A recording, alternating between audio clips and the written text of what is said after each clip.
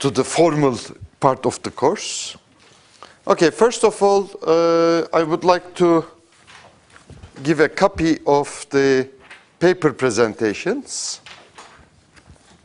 I am planning to add a few more papers on as an option, and I'll do that probably today or tomorrow.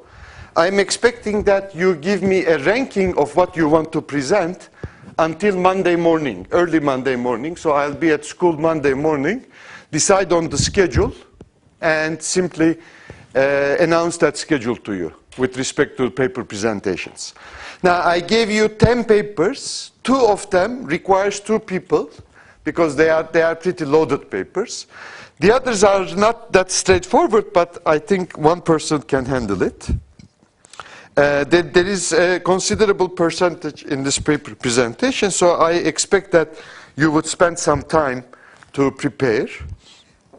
I have also given you some advices with respect to what to do when presenting the papers. Now, anytime if you have a presentation, you can of course ask me questions. So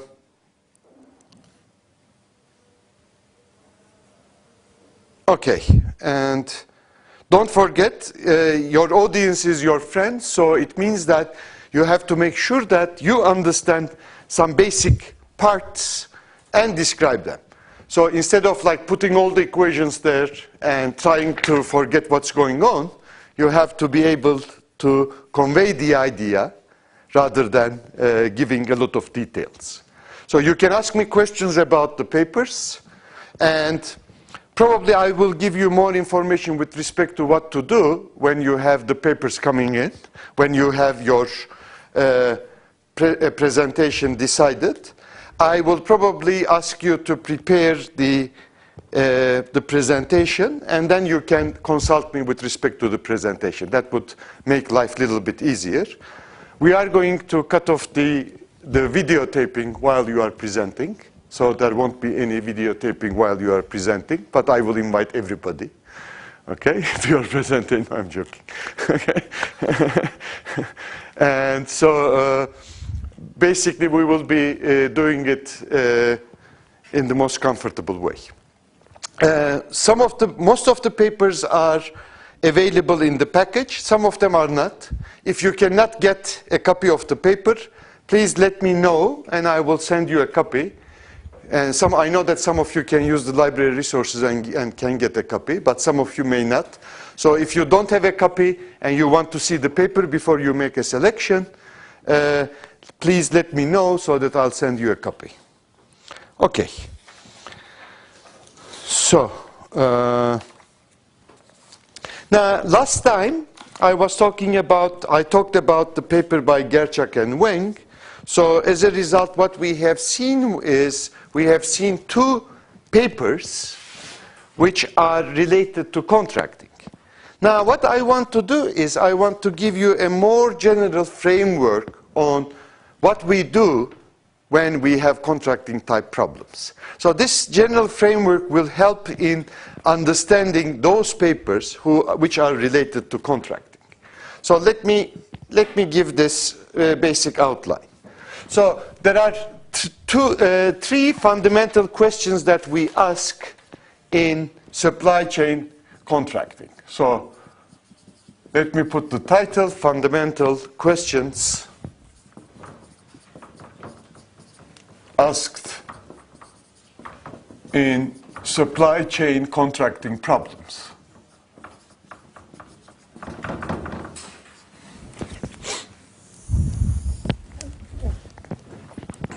Okay. Now, the first one is, what is the impact of competition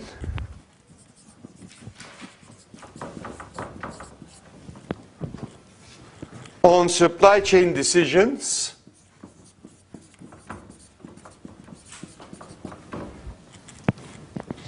supply chain profits and member profits.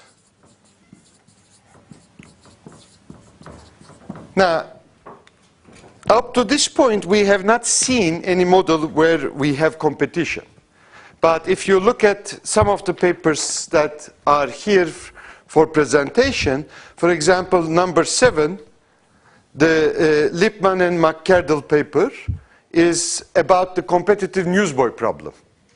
Now, what do we mean by competitive newsboy problem is as follows. You have a market which is served by 2 news vendors. And they have some kind of a market share, but they also compete for additional market. So the problem is, how are they going to decide on the quantity that they order? So this is more or less the problem of interest. So in general, when we are doing contracting, we usually have competition, and we would like to understand the impact of competition on supply chain decisions. That's number 1. And number 2, supply chain profits. Number 3, member profits. In other words, what is the profit that each individual party is going to get at the end of this? So this is the first probably structured question that we ask when we enter the topic contracting. Because we have to understand this before we go further and analyze the system where there are some contract structures. Okay, so this is, in that respect, a very fundamental question. Now, some of the studies are not going to go further than this, because basically the structure might be very complicated, and you only analyze what-if type scenarios here. For example, you can say that what happens if I do this and that and so on. In other words, contracts may not be designed in some circumstances. You're satisfied with this level of analysis and stop. Now, the second question or fundamental question that we ask is the following. Can the supply chain run like an integrated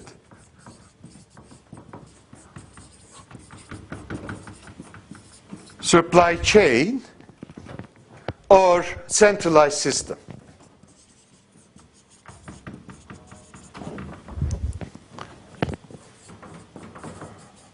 So, for example, we have 2 competitive news vendors. Okay, now instead of having those 2 competitive news vendors, what if I am the owner of those 2 news vendors, and can I really run the system to maximize the supply chain profit? Now, 99% of the time, of course, the answer to this question is yes, and you can formulate that problem.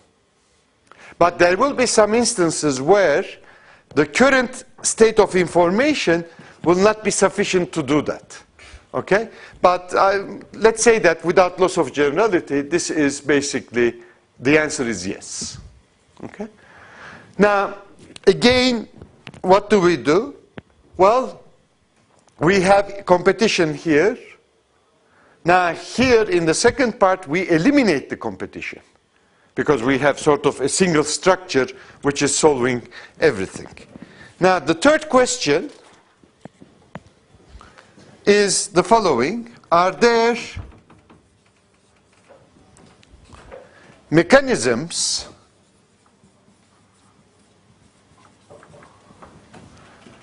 that induce the centralized solution?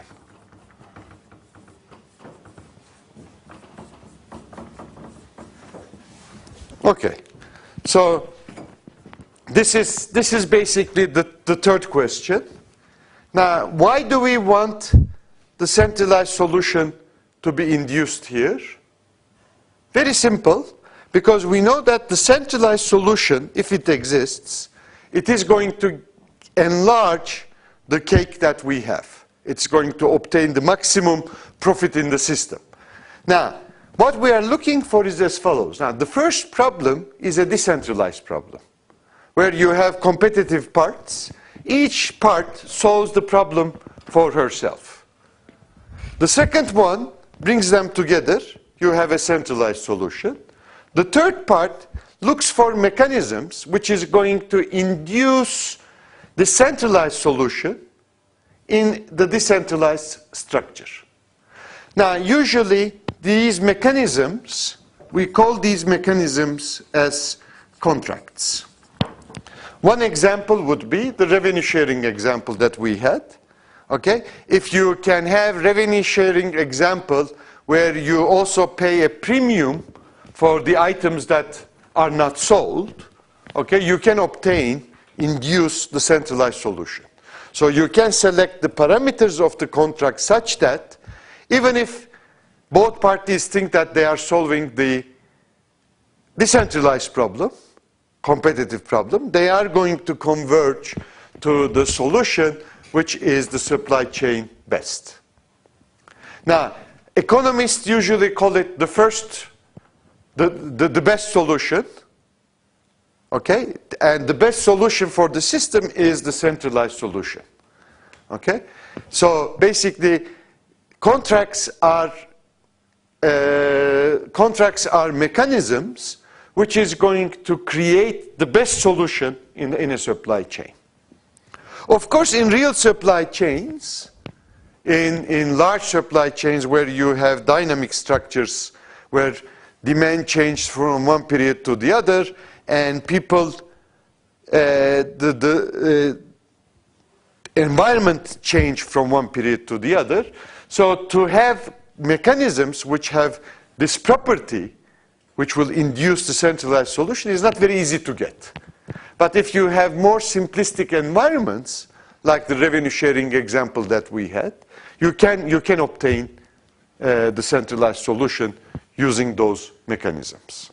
Now, if there exist these mechanisms, if we have these mechanisms and if we apply those mechanisms that will induce the centralized solution, we call this as,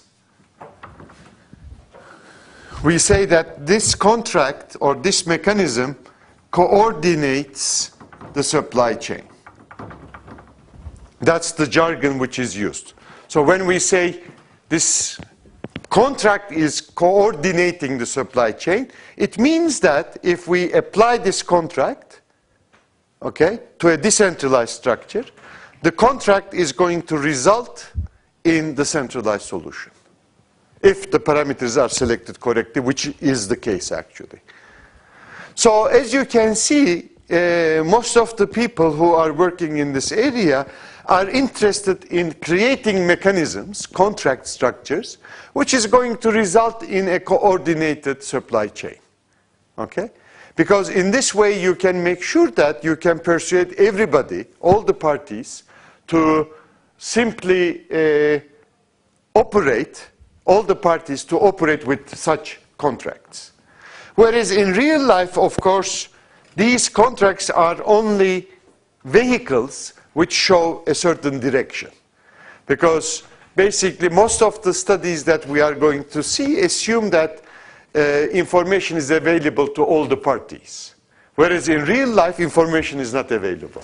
So as it is not available, even if you think that you will be able to design a very good contract, life is not that simple because there is a possibility of cheating. Okay?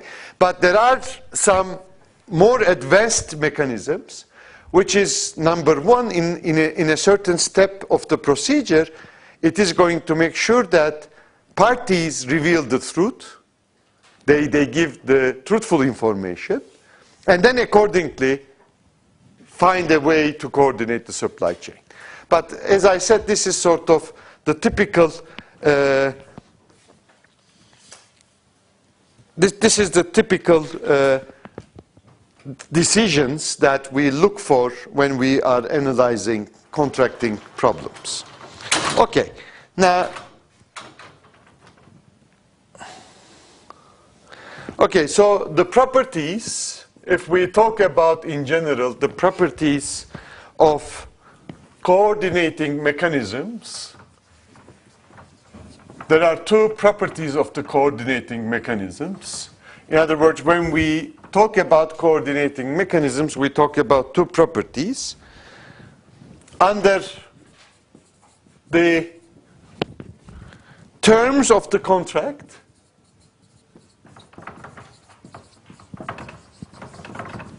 each party or every member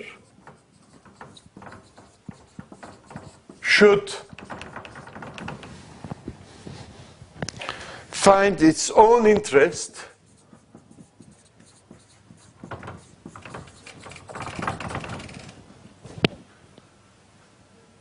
to select the centralized outcome.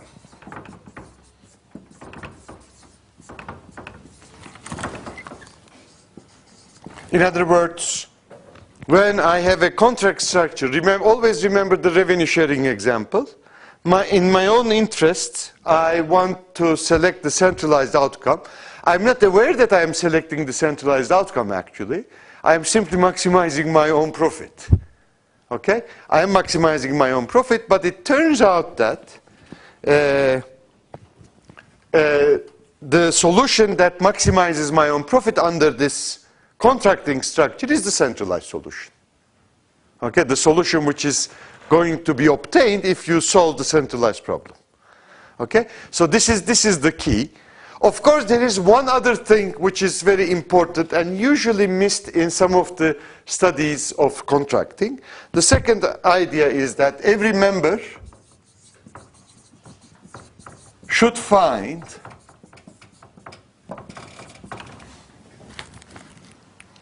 in its own interest to participate in this whole contract. In other words, you cannot simply say that this is the contract. If you really apply the contract, then we're going to have the centralized solution. Well, the party is going to analyze that contract and will look at the current profit, okay, current or the ongoing operations, and look at the current profit. If it is going to yield a result which is worse than that, okay, probably would resist. Wouldn't care whether the supply chain is going to make more money, of course, but basically would simply say that, well, I am already making this amount of money, I'm not going to participate in what you are devising here. So it is very important that you show in a certain circumstance that it would be in your own interest to participate. Now, whether this persuasion can be in the short run or in the long run. In the short run, it means that you are going to get more profit. In the long run, it will be helpful in surviving in the market, for example. Okay, so you can see that there are two different ways of looking at the problem. That's the reason why people are talking about long-term relationship, because long-term relationship means that you are guaranteeing that the relationship will last for a few more years than what it should last if you don't have that, which means that there is an implicit guarantee of survival in the market. Okay, that's the reason why some firms would accept the proposals where their expected profit will be a little bit less, but they will be in the market for another 10 years. Okay, so that's also reasonable. Future income versus current income. Okay, yes? Of course, the conditions are going to change. Usually, you're right. Now, we usually have the following. In a given contract, you assume that the environmental structure is not going to drastically change. Okay. Now, for example, what happens in the crisis periods? We had the crisis, and what happens in the crisis periods is that if you have a long-term relationship, if you declare another company as your partner, okay, you try to behave as a single body in order to survive the consequences of the crisis. You cannot say that, well, you do whatever you want, because you usually have agreements that you sign. On the other hand, if it is just a supplier that you gave your word, as we say in Turkish, okay, sözümü verdim, but it doesn't mean anything actually. Okay, in the time of the crisis, your good friends are going to be lost, of course. So in that respect, you are right, but we're talking about not legal bonding, we're talking about economic bonding, of course. So it means that if the conditions go to extremes, this type of economic bonding can be anything. We cannot make sure what will happen. Of course, there is also another analysis in supply chains, which is probably more recent than the others, and that's risk factors. How are you going to assess your risk in a supply chain? And you can define risk in different ways, of course. And basically, firms started to assess their risk of being in a certain supply chain. And this is what we're talking about. So, for example, what happens if you are a supplier to GM, General Motors, and General Motors is bankrupting nowadays. So you are a very good partner of GM. So, I mean, but what happens if GM goes down? And it is going down. So in that case, you compute your risk and maybe start operating as supplier of another firm as well.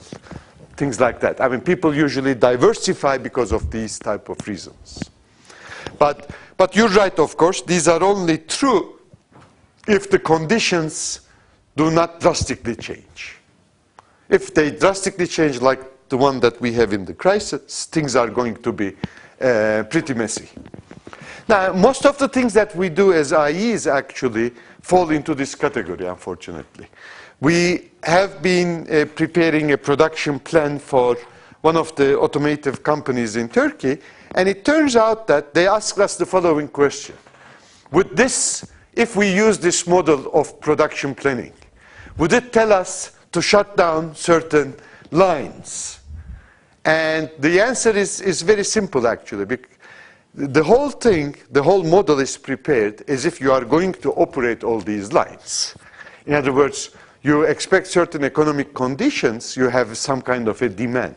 If you triple that demand, the model that you prepared is not going to work. If you take only 10% of the demand and say that this is the demand, again the model is not going to work, because the way that you prepare the model is you try to represent that specific day, you put the constraints which are important for that day, and operate that model accordingly. So if you take that model, it's not that generic. The model is prepared for that company only. Okay, if you take that model, put it in an environment where demand is only 10% of the previous, of course, the model is not going to give you reasonable results. Okay? So most of the plans that we prepare are only valid if the economic conditions or business conditions do not wildly change. If they wildly change, of course, they are not going to be valid. Okay. Now, let me give the basic steps, and then we're going to take a break. So there are, well, okay, I can give it after the break. I think that will be even better. Okay, let's take a break. Now you can ask about your exams if you have any questions. Okay.